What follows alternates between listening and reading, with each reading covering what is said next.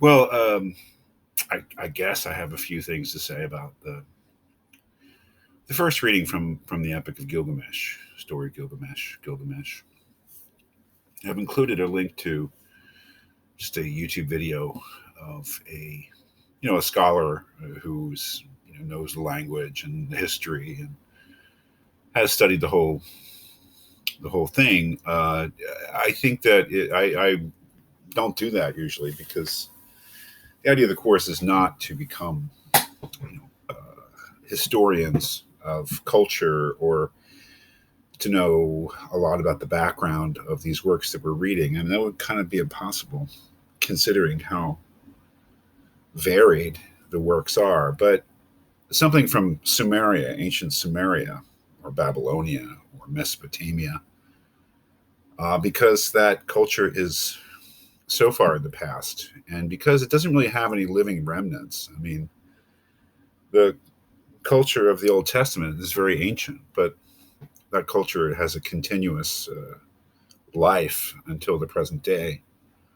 The culture of ancient Greece is very remote, but the Greeks have been studied and in terms of Western education and Western culture, at least, have been of central importance for centuries and centuries. And something like Gilgamesh is really an amazing text because it was lost for 2,000 years.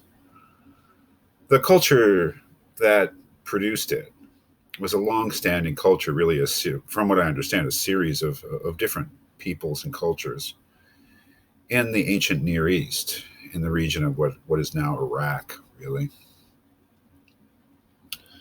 But that culture died out. I mean, or those cultures died out, and the language in which it was written died out, and the text itself was lost. I mean, no one even knew how to read it.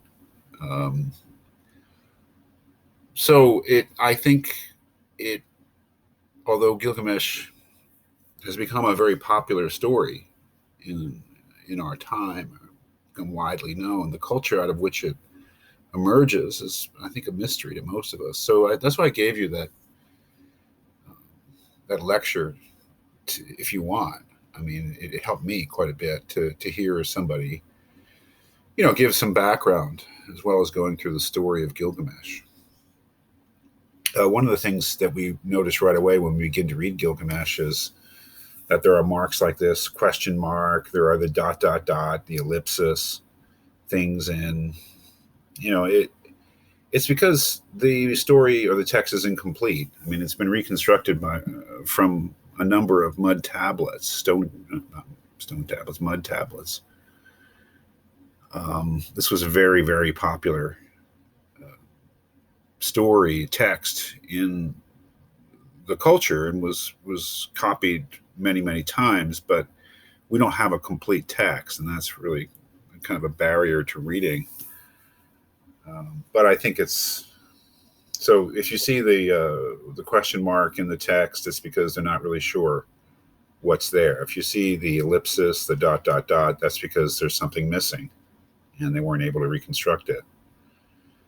But the story in its outline is there, and what we get is the introduction of this king, this rather overbearing king, whose name is Gilgamesh, and it's really his story. And he is introduced as a a certain type of character, and I don't have anything to say about that except that you can read it for yourself. And then, because of certain, as you'll see, certain character traits that this king Gilgamesh has in the city of Uruk, the gods create this wild man, this animalistic man, Enkidu, or Enkidu, whichever you want to say. And they become friends. But the story of Enkidu and his taming is pretty amazing.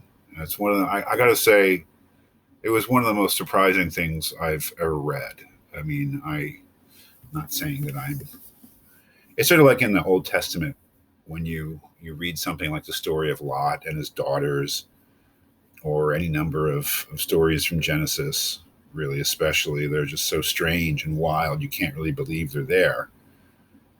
This story of the animal man, Enkidu, being tamed by the prostitute through various things, the prostitute Shamhat, is a pretty amazing story, and you can't believe that it's actually there, but it's an incredible thing. So this first part is really about these two characters being introduced, Gilgamesh and Enkidu or Enkidu, who become such great friends. And one of the things I'm asking you this week to think about is what are the most important themes that come out of this text. There are a number of different candidates, but certainly the friendship or friendship between and love between these two men, Enkidu and Gilgamesh, is a possibility.